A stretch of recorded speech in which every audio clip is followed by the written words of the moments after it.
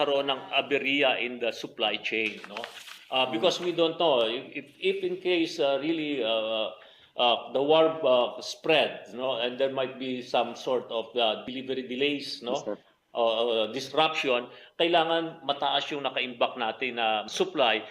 This forms part of the overall recommendation of the government's economic team to cushion the impact of increasing oil prices. Other measures include a doubling of the fuel subsidy for PUV drivers from 2.5 billion pesos to 5 billion pesos. The Energy Department is also appealing to fuel companies to continue their promotional discounts of up to 4 pesos per liter for PUV drivers. Chrissy De Matulak, CNN Philippines. Despite the government promising a bigger fuel subsidy for public utility drivers, transport regulators can't give in to their appeal for a jeepney fare hike just yet. But as Amor Santos reports, commuters should still brace for a possible fare increase. Commuters will still pay 9 pesos for the minimum jeepney fare for now. Regulators take up petitions to raise fares by up to 6 pesos in Metro Manila, Central Luzon, and Southern Tagalog. But they are not yet convinced. So another hearing has been set for March 22. The first petition, filed by groups One Utak, Pasang Mazda, Alto Dap, and Acto, calls for a 5 peso minimum fare hike plus a peso more per kilometer. Another group, the LTOP, wants the minimum fare at 15 pesos, but the LTFRB asked them to amend the petition first to clarify the request. One Utak Chairman Vigor Mendoza says drivers need to shell out up to 1,200 pesos more for fuel. Pending action on the petitions filed in January, transport groups have asked regulators to revert the minimum fare to 10 pesos. They recall that the government approved a 2 peso fare hike in 2018, but provisionally lowered it to 9 pesos by year-end, as diesel prices dipped as low as 38 pesos per liter. The group say it's a far cry from current prices of more than 60 pesos per liter. Ngayon kami na nahihirapan. From 49, 42 to 49, 8 pesos to 10 in-approve nyo. Ang minimum wage during the time, karehas din ngayon at saka noon. Anong dahilan? Kung makitang dahilan para hindi ibalik yung 10 muna dahil kailangan namin. Yung piso kasi, malaking bagay sa driver yan. Pag-sakay ka ng 200 paseros, that is 200 pesos. After constant appeals, LTFRB Chairman Martin Delgre said the request for a 1 peso minimum fare increase is now up for resolution, pending evaluation of the main petition. Dapat yan, ilabas na lang decision this week lang. Napakadali lang rin decision yan. Decided case na itong 10 pesos. Transport groups say they will submit in the next hearing receipts and documents to support their petitions, hoping regulators will finally give their green light. Amor Santos, CNN Philippines. Cost-oriented groups demand that the Duterte administration take tougher measures to curb soaring oil prices. The women's group Gabriela marked International Women's Day with a protest. They called on the president to convene Congress for a special session. Gabriela says suspending the excise tax under the train law can slash diesel prices by 6 pesos per liter, 10 pesos for gasoline, and 3 pesos per kilo for LPG. After being barred from reaching Mendiola, protesters gathered at the Liwasan Bonifacio to also denounce the candidacies of Bongbong Marcos and Sara Duterte. Ito ba ang ipapatikim at iiiwang legasiya ng administrasyong ito? Matinding pagtaas ng presyo ng bilihin, malawakang kagutuman at kahirapan, yan ba ang gusto niyang matandaan? Kung yan ang gustong matandaan ni Pangulong Duterte, tingin namin bakit natin bibigyan ng chance yung kanyang anak at yung katambal ng anak niyang anak din ng dating diktador. Gabriela is pushing the candidacy of Leni Robredo, the lone woman presidential candidate. COVID-19 shots will be made available in doctors' offices and clinics on the 4th round of the national vaccination days. The Pandemic Task Force partnered with the Philippine Medical Association to bring the vaccines closer to more Filipinos. PMA President Benny Atienza says the organization has around 80,000 members, but they have yet to finalize how many members will participate. Secretary Vince Dizon says the storage capability will also have to be checked to determine the brands of vaccines that can be used. DOH ang magpapadala ng supply. Ang i-check lang ay yung capability to store nung mga clinic. Siyempre, Hindi naman pwedeng walang kapasidad na mag-store. Mahirap nang hanapin yung mga iba pa na either nag-iisip magpabakuna o walang time magpabakuna, those who do not see the urgency. So we are providing this partnership as a way of access para sa mga kanilang mga pasyente na tinitignan nila, nagpapakonsulta sa kanila, bigyan na rin ng ating mga bakuna. The government aims to vaccinate and boost 1.8 million Filipinos from March 10 to 12. We have more stories ahead. Some Filipinos find it hard to heed the government's mandate to flee war-torn Ukraine. And President Duterte appoints new officials to the Commission on Elections a little over 2 months before the Filipino votes. Details after the break.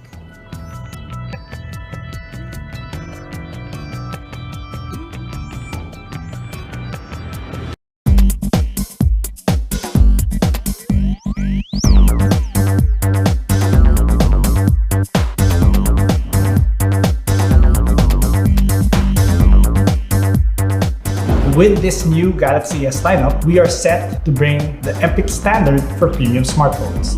We have created an entirely new Galaxy mobile experience with the Galaxy S22 Ultra.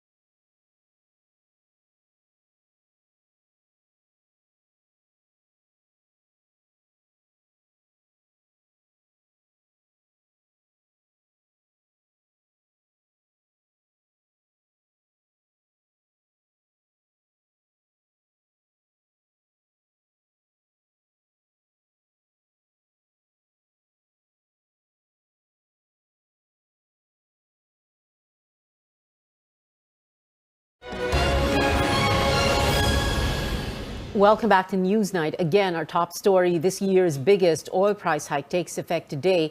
Economic managers laid out plans to cushion the impact of rising fuel prices, but these do not include what many have been calling for.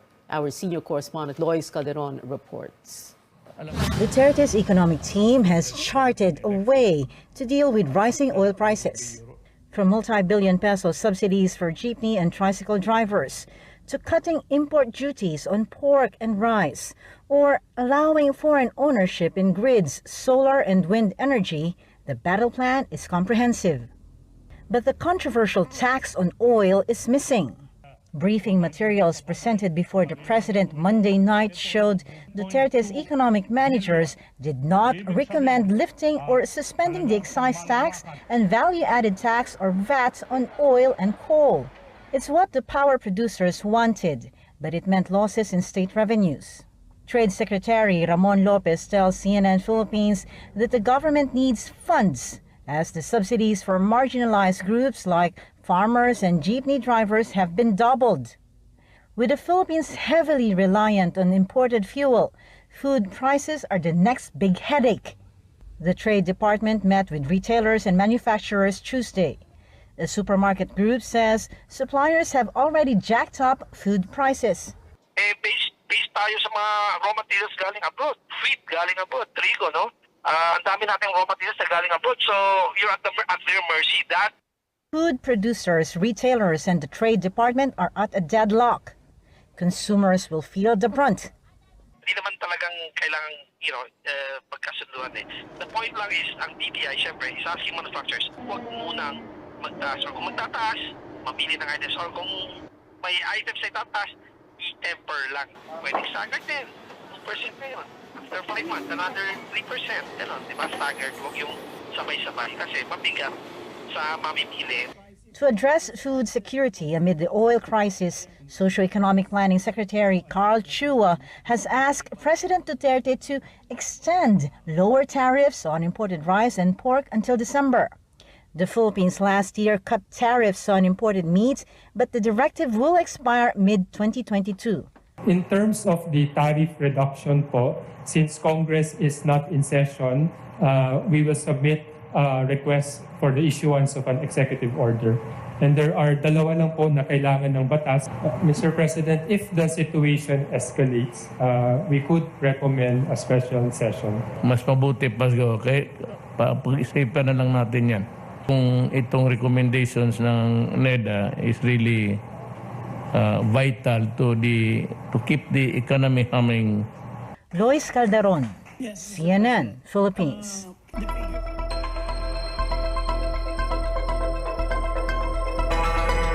More civilians seeking safer ground in Ukraine as Russian troops continue to pound residential areas on day 13 of the invasion.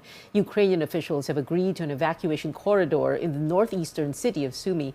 That city has sustained Russian attacks and airstrikes where at least 9 civilians were killed. Ukraine earlier rejected proposals from Russia to open up humanitarian corridors. They said the routes lead to Russia or its staunch ally, Belarus, and would require people to travel through active areas of fighting. The United Nations has called for safe passage for civilians from hot spots in Ukraine.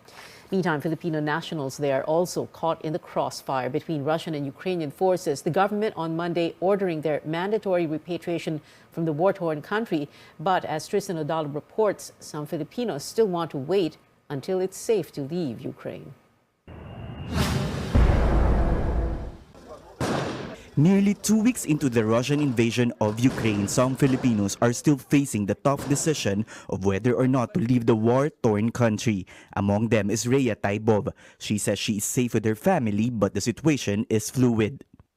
The Foreign Affairs Department has raised alert level 4 for Filipinos in Ukraine, which means they need to leave the country immediately.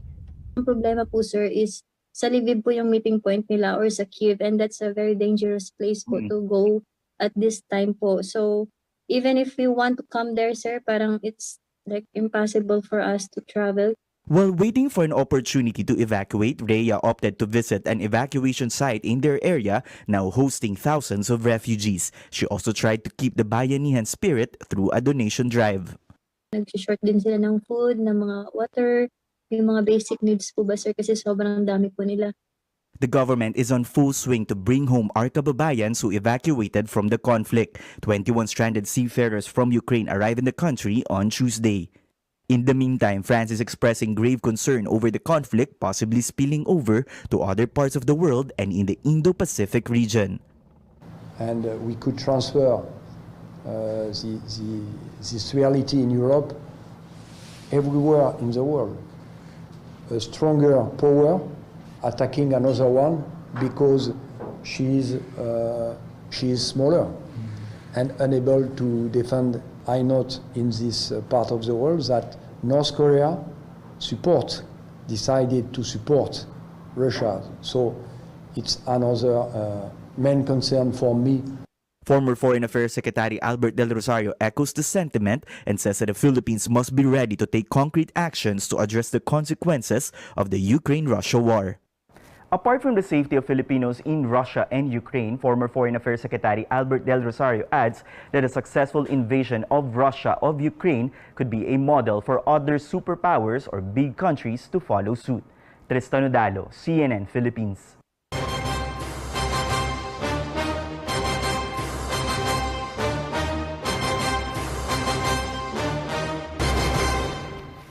President Duterte appoints new officials at the Commission on Elections 62 days before the Filipino votes. Saidamen Pangarungan is the new COMELEC chairman.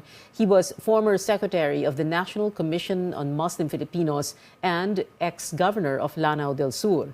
George Garcia and Amy Neri round up the new commissioners.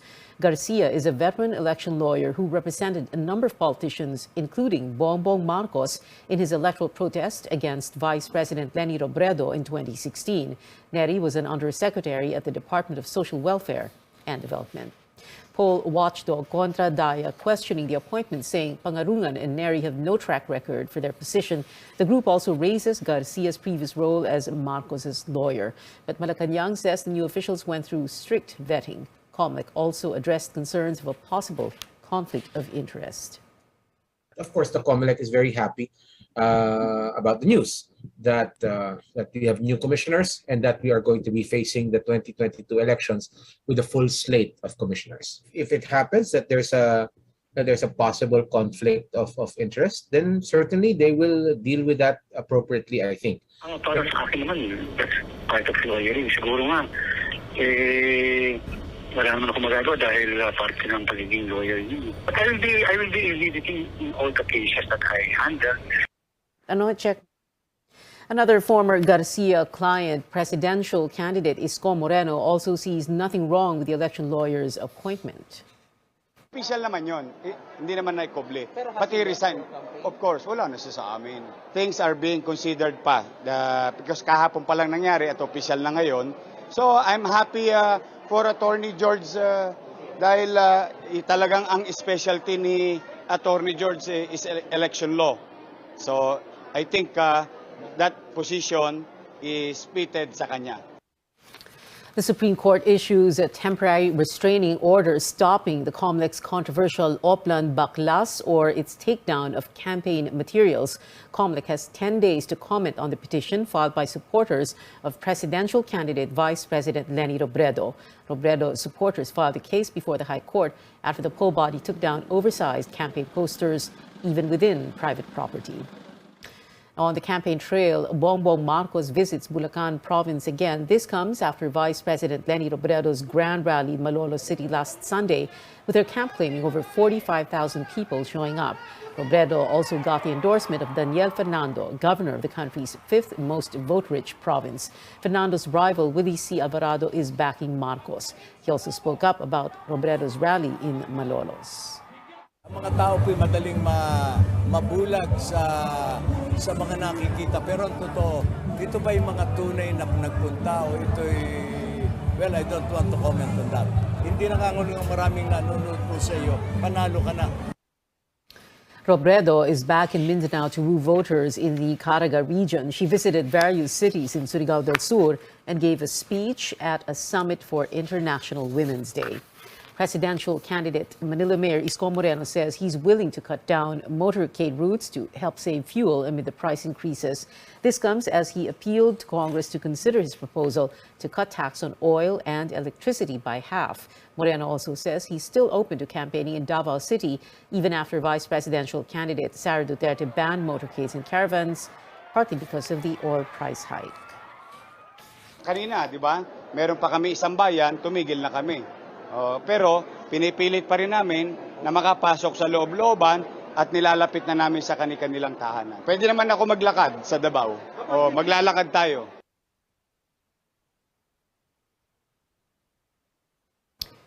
The local party of Quezon City Mayor Joy Belmonte endorses the vice presidential bid of Senate President Tito Soto. Members of the Serbisyo para sa Bayan Party and officials from more than 140 villages expressed support for Soto, but the party has yet to back a presidential bet. I'm very sure that Senator Lacson is one of these being considered by the leadership of Quezon City, and I have sponsored his endorsement. So when it came to discussing presidents, hindi kami nagkasundo ng members of the party. And I'm not an authoritarian leader. I like to consult with the members. So it is still possible that the party might later on endorse a president. Soto is the father of Joy Belmonte's running mate, Gian. Soto failed to get a consensus for his party, the Nationalist People's Coalition, to support his running mate, Ping Lacson, the VP candidate, who is also the party chairman, explains some NPC members already made commitments to other presidential bets. And merong mga ibang mga kasama kami na open pa kasi yung may problema sa commitment. Yung mga dating unang nalapitan ng mga ibang kandidato, so hindi naman basta madali sa kanila yung basta na lang magpalit. Diba? So, ang nangyari, ang bulong-bulong namin ay pakiramdaman na lang muna at baka pwedeng ibang mga kasama namin ay bumitaw na doon sa mga iba nilang endorsement.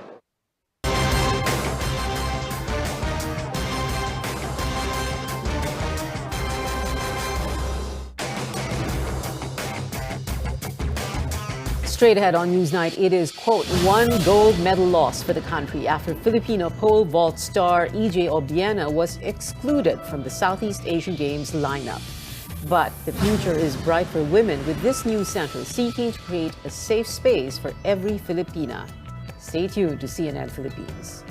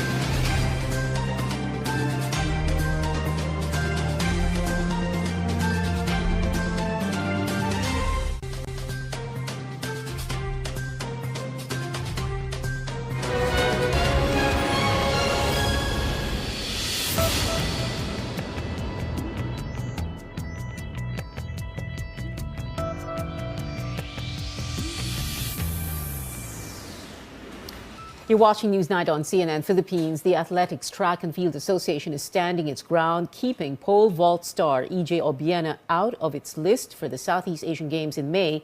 Philippine Olympic Committee President Bambol Tolentino calls the exclusion, quote, one gold medal lost for Team Philippines, unquote. Patafa and Obiena have been in dispute for months over allegations that the Olympian misused funds from the association. Obiena off the list also means he will miss the World Indoor Championships in Serbia from March 18 to 20 because the World Athletics deadline for registration was last Monday. K-pop news now. Blackpink member Rosé treats Blinks to her first ever vlog. The vocalist documented her baking class on French cakes called Madeleines. Less than a day since posting, the video already has over 1.5 million views. In teasing the vlog on Instagram, Rosé assured fans that she's doing well after catching COVID last month. The star finished self-quarantine on Sunday. On this International Women's Day, we look at some issues facing women and how a newly opened space for them hopes to provide livelihood and health support. Paige Javier has the details. Amid the pandemic, women and girls are dealing with something other than health concern. They're also protecting themselves from violence. A social weather station survey last year showed 1 in 4 Filipino women cited violence as a top concern in this pandemic era. The United Nations also reported an increase in violence against women in many parts of the world during the initial raging days of the health crisis. And as advocates call for more protection for women, the country saw a major change via a law that had been on the table for over 2 decades. President Rodrigo Duterte finally signed into law a bill raising the age of sexual consent from 12 to 16 years old. Many believe the move will protect not just girls, but children of all genders. And to celebrate the International Women's Day, a diversified conglomerate wants to give more support to women.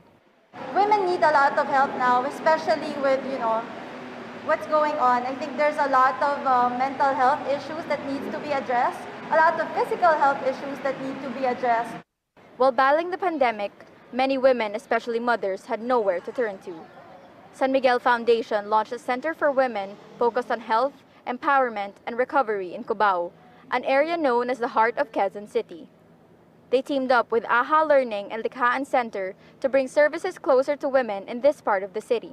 Masaya po kami na merong ganito na dito sa Cubao kasi sa panahon po natin ngayon, kailangan talaga ng mga magulang ang suporta para po yung naranasan natin during pandemic, medyo maibsan.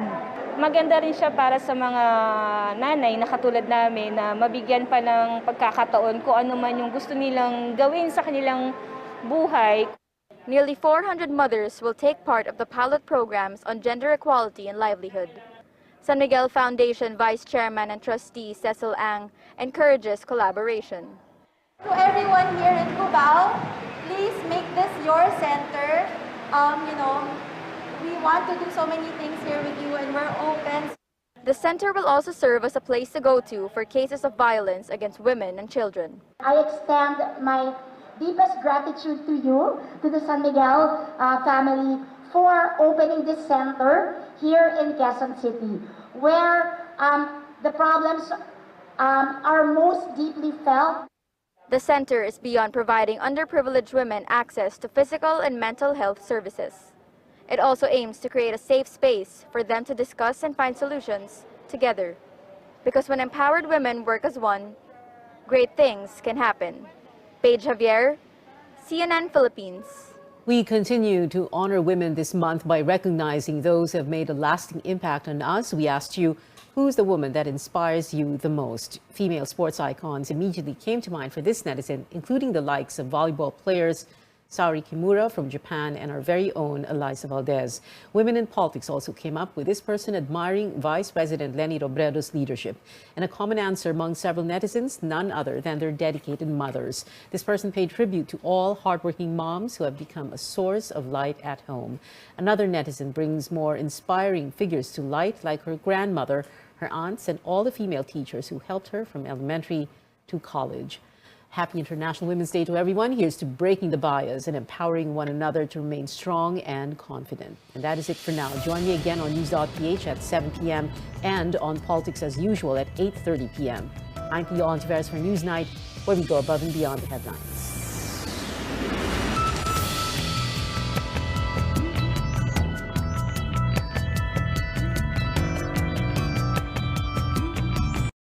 This program is brought to you by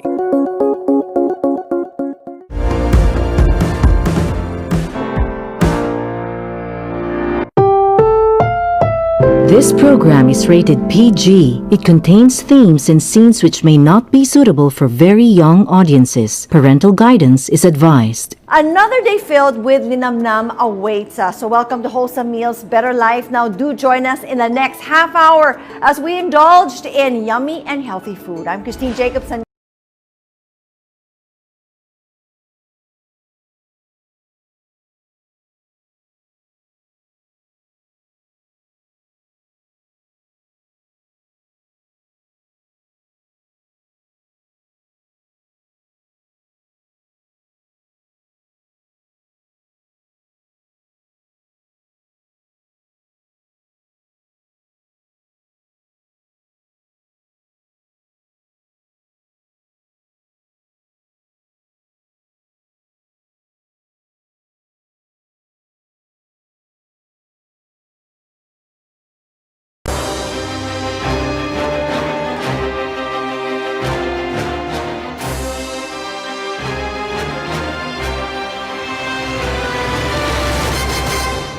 Senatorial candidate and labor lawyer Luke Espiritu goes viral after getting into a heated argument with two fellow contenders in a debate. At the SMNI senatorial debate Wednesday, Espiritu clashed with former presidential spokesperson Harry Roque and suspended lawyer Larry Gadon about martial law. But that's after Espiritu said schools should teach children about the human rights violations under the late dictator, former President Ferdinand Marcos. Let's watch this. I'll go by the Bakit nyo isisisi kay Marcos yun? It's my time. We should not use this forum for a propaganda against the Marcoses. Binuksan mo ang usapan, wag mo akong pagbawalan. I go by the record, Amnesty International, 3,257 ang pinatay nung panahon ni Marcos. 35,000 ang mga Ismaytay, wag kang bastos. Kung ano man ang nangyari sa nakaraan, inisa-isa ko po ang records. Wala pong kaso for human rights violation sa Amerika si Ferdinand Marcos Jr. Sa isa ko rin po ang mga kaso na decided po ng ating Philippine Supreme Court. Totoo po, co-administrators of Ferdinand Bobong Marcos, wala pong kaso na siya mismo nagnakaw. With all due respect to Attorney Harry Roque, I know your history. You were anti-Marcos before. You were for human rights before.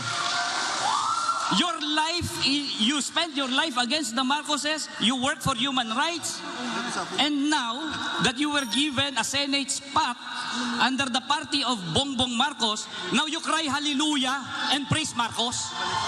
There was nothing respectful with what you said against me. Ang katotohanan po ang pinag-uusapan, hindi po ang patay na Marcos, ang pinag-uusapan ang buhay na Marcos. Sa akin po, panagutin ang mga nagkasala, pero yung mga hindi po gumawa ng kahit anong kasalanan, wag po natin idamay sa sisi.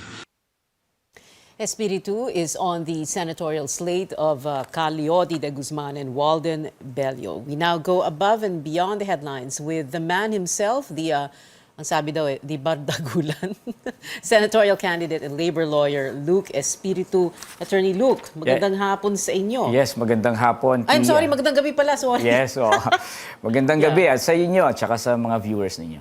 Okay, so bardagulan daw. You are our, in a very long time, our first studio guest, emphasis on studio, yes. Dahil nga alert level 1. No?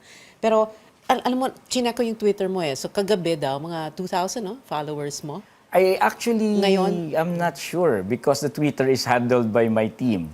Okay. But of course, in consultation with me. Okay, FYI, 17,800. As of 10 minutes ago.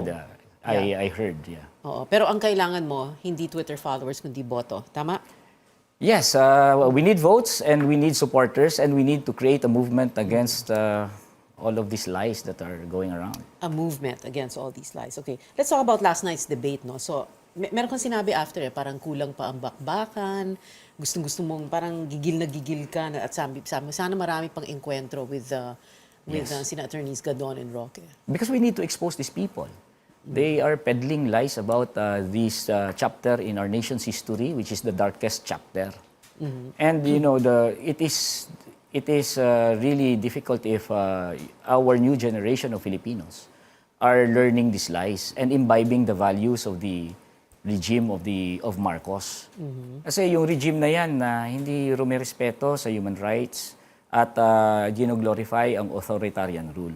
And if we have that as values, kawawa naman ang ating lipunan. You didn't mince any words last night, no? Like as we showed, wag kang bastos, and then you were telling Harry na, you're singing hallelujah to the Marcoses now. Ano to, Attorney Luke? Parang nothing to lose, just dish it all out. It was not intended, although I think it's bound to happen. If you put the three of us in a room, it's bound to happen that we're going to argue. But it was never intended. I was triggered by the comment of Larry Gadon to a question about juvenile or children in conflict with the law.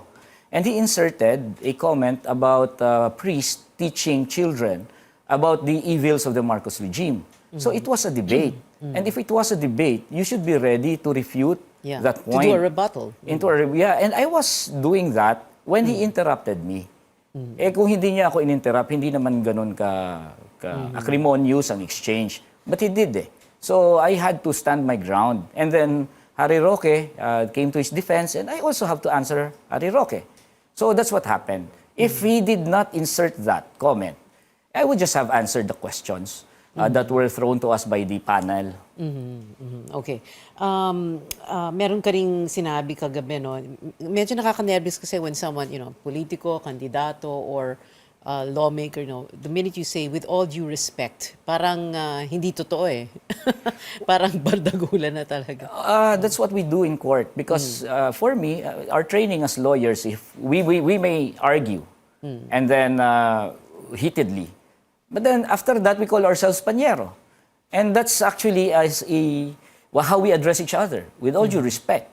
That's genuine. Because I'm not against you personally.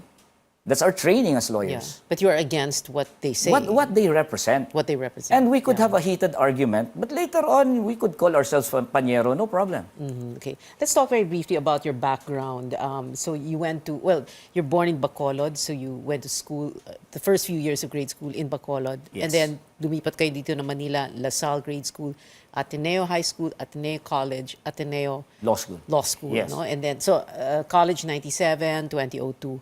Law School. Law School. Yes. Okay. Talk to us about that first. And, you know, because syempre people are wondering, no, parang you seem to have had a privileged upbringing. Those are the words that were used on social media. And it's not hindi naman siya, it's not criticism of you. It's an observation. Parang privileged upbringing, privileged background. And then you end up here as a labor lawyer. Tell us what happened. Actually, my life is a contradiction. Okay, we were not wealthy. My father was also a lawyer, but he has to raise 7 children. Wow. He was okay. a lawyer. 7. You are 7 number children. what? I'm the youngest. Okay. And hindi naman kami ganun kayaman. Professional lang ang tatay ko. At ang mga kaibigan ko ay, simula pa nung bata ako, ay yung mga kapitbahay namin sa kanto. And tapos naging religious pa ako, naging katikista. Therefore, talagang ang nakakasalamuha ko talaga ay yung mga nasa underprivileged ng ating lipunan. And you talk to anyone who knows me, hindi ako privileged. At talagang masang-masa ang aking lifestyle. Oo. In fact, matatawa sila pag sinabi niyong privileged ako. Doon lang ako nag-Amerikana sa SMNIA. Ganon. Okay. Yes, but if you really knew me and saw me on the street, talagang masa, napagkakamalan nga ako Kahit lawyer na, napagkakamalan tayong marami na, taxi driver, taga-ayos ng aircon. No one will say na elite ako. And that contradiction is what really contributed to what I'm doing right now. Because although my father is a lawyer, then that also qualifies us as middle class. Therefore, I could afford, or my father could afford to send me to Ateneo. Pero yung kultura ko naman masa, manggagawa naman, ang nakakasalamuha ko masa at manggagawa. Therefore, fusing the two, then my intellectual development will only lead me towards the workers. So when you were in school, for example, Ateneo College, I went to Ateneo also, so you would hang out where? And then with who? What were your school orgs? My friends were scholars in the Ateneo. Okay. Because the Ateneo, even from sa high school until college, maraming scholars yan Yun ang mga kaibigan ko. Yung mga binigyan ng free tuition sa Ateneo, and they were deserving students from the public schools. So you would see kung ano yung aking kultura. Kultura ko talaga, masa.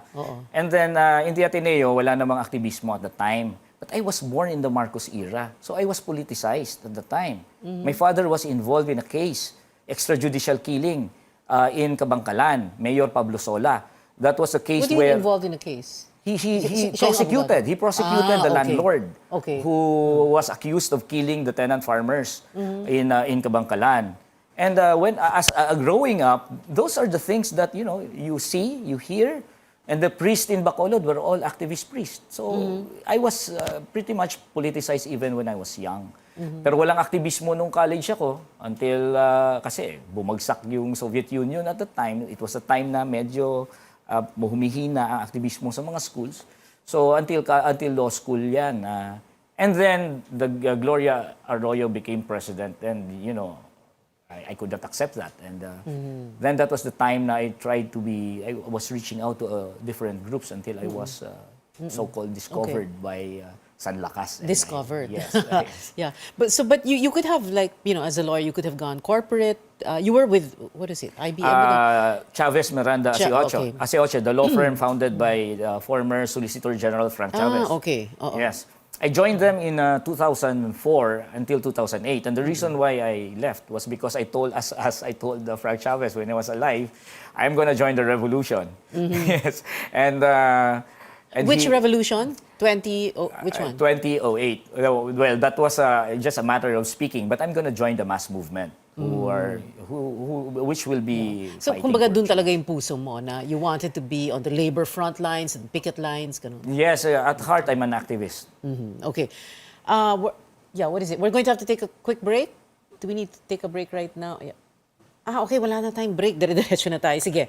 Okay, I also brought up yung Ateneo background mo kasi nag-com arts ka, no? Communication arts. And earlier, before the show, I was asking you, com arts, why would you take com arts? And then biglang nag-abogado. And you said it was just a pre-law course. Yeah, it was pre-law. I was not really into it. So I just, my aim is really to become a lawyer. It was a random choice in the Ateneo. I just wanted to breeze through college so that I will have a pre-law degree. And then I'll proceed to law school. Okay. And, well, I was wondering also communications, which could mean that, alam mo yung value of communicating and therefore, value of communicating in a clear and concise manner, the way you did. No, I learned that not from school. Not from school. I learned that from Ninoy Aquino. And from the great orators like Malcolm X. I study them. I study their style. Because honestly, I think that it's part of convincing our kababayans. Okay. Let's talk about the legislation, the kind of legislation you would like to do if you are elected. Although, if you look at the surveys, parang medyo nandun ka sa I'm baba. at the bottom. Yeah, Yes. okay. But, kapag nakita mo yung listahan na yon, syempre isipin ng tae, kaya pala ninenervous yung mga negosyante at mga negosyo sa kanya, kung quote-unquote, kung ano-anong naisip niya, no? The question here is, what's good for business and businessmen doon sa mga gusto mo mangyari, di ba? Like, you don't want any more, yung mga manpower agencies. Manpower agencies. Yes. It's not bad for them. It's not bad for them because the manpower agencies are useless. They are parasites. They don't have any purpose or importance in doing business. They are just another layer created in order for our companies and establishments to deny employer and employee relationships. We will do away with the manpower agencies, business will go on. And imagine ninyo to, Pia, okay? You hire a worker and then you give 10% on top of their salary to the manpower agency. You actually spend more for each worker. So for every worker you hire and pay 537 pesos, that's at least based on the DOLE regulations, based on Department Order 174, the manpower agency will get 10% equivalent of 537. That's 53.7 more that you pay for every worker because you have to pay the manpower agency. And I'm talking about the minimum. Others charge 12%. So why do they do that? Why would they spend more? But when the worker, organizes a union and proposes CBA, hindi nga nila nakukuha yung 53.7 pesos increase a day. Ang mga binibigay lang ng mga establishments natin ay minsan piso, 2 piso, 10 piso, malaki na. But they're willing to spend 53.7. Yeah. Calyodi brought it up also during the debate, 750 pesos minimum wage. Do you think that's even possible? Is that something that businessmen, big business will want to do? Yes, because salaries are really below, way below cost of living. And ideally, you pay your worker the cost of living. That's how the system works. You pay your workers anything that is necessary for the worker to be able to work the next day, meaning to say everything, food and electricity, anything that is necessary for that, that's what you pay the worker. And the excess of that is your profit. So, if you pay the worker his cost of living, meaning to say your profit is still secured. But the problem is, we pay the workers here in our country below his cost of living. Secretary Pernia already said that for a worker to be able to survive, he has to earn 42,000 pesos a month. That's 1,615 a day. And if you give 537, that's only, what, 1/3 or less than 1/3 of his cost of living. 750 is not even equivalent to the cost of living. Medyo discount pa nga eh. Because our formulation is give the workers 750, then we will have to look for policies to reduce the cost of living. Meaning to say, para hindi na gumastos yung mga negosyante, hindi pababain natin yung kuryente, pababain natin yung tubig. Naku, ang daming aaray dyan. Actually, Yung may matutuwa ang ari. negosyante dapat dyan. Kasi part ng cost of production niya, kuryente. Di ba? Ang taas-taas ng cost of production niya dahil ang taas-taas ng kuryente. Number 1 tayo sa pinakamahal na kuryente sa Pilipinas. Dapat, pagka yan ang programa natin, pababain natin ang kuryente para ang mga manggagawa naman natin ay mabuhay at mabumaba ang kanilang cost of living. Equivalent rin yun sa pagbaba ng cost of production ng mga Baka negosyante. ang humaray naman doon, yung kumpanya ng kuryente, yung... Ay, dapat lang, alam mo, yung sobra-sobra tubong lugaw yung kita nila. I also represented, the Watchdog Freedom from Debt Coalition in the ERC. Ang laki-laki ng kinikita nila, guaranteed, na return on rate base. Hindi sila aray dapat doon. Like for example, kumikita ka limbawa ng 10 million sa sa negosyo mo. Babawasan mo yung 10 million ng 2 million. Mayroon ka pa rin 8 million. Binawasan mo ng 2 million. Hindi ka na ba magnenegosyo nun? May 8 million ka pa nga eh. Konting bawas lang para naman medyo makatarungan naman ang ating sistema dito. Do you really think you can win? Or is this like parang, the impossible dream, Don Quixote, going up against the windmills? There are two aspects to the way I see it. By the way, you have 18,300 followers now. I just checked on Twitter. Oh, really? Yeah. Okay. Going back to that question, Yes, the question. There are two ways I look at it. I would like to adopt yung sinabi ni na Italian socialist, Gramsci. Sabi niya, pessimism of the intellect, optimism of the will. Meaning to say, when you look at things and evaluate things, you must, have the pessimism of the intellect. You accept what are your weaknesses and try to assess. But then optimism of the will, meaning to say, you have to move forward and fight for victory. And that's what we do. I see the surveys, mababa ako, pero that does not stop us from campaigning for victory. Now, whatever is the result, and then it will just be a step for us for further victory. We will never stop until we win. Attorney Luke Espiritu, who took the internet by storm since last night, and now 18,300 ba?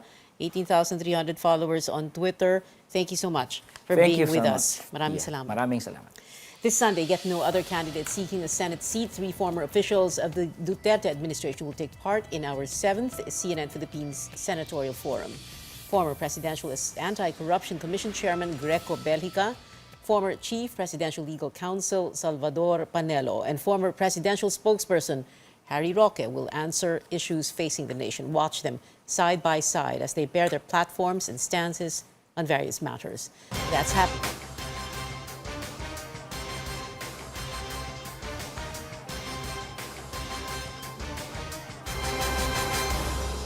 That's